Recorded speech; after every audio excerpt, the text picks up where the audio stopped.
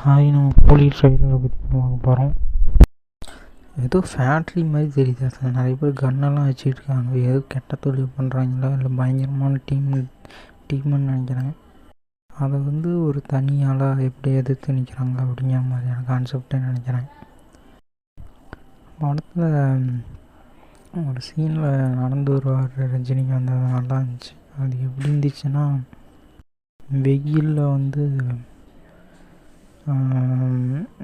ஒரு போட்டில் இதாக இருந்துச்சு டீசரில். அது நல்லா இருந்துச்சு அந்த சீனு. அதை தான் தம்ப்நெயிலாக வச்சுருக்கேன். இந்த படத்தில் ஸ்ருதிஹாசன் நடிச்சிருக்கிறாங்க. நல்லா இருந்துச்சு.